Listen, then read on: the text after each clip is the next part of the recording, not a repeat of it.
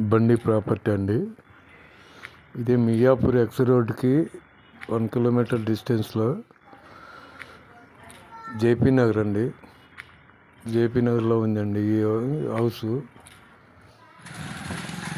8 years old, G+1, 160 గజాలు east facing, 160 గజాలు east facing, G+1. ఇది ప్రైస్ వచ్చేసి 2,35,00,000 చెబుతున్నారు. నెగోషియబుల్.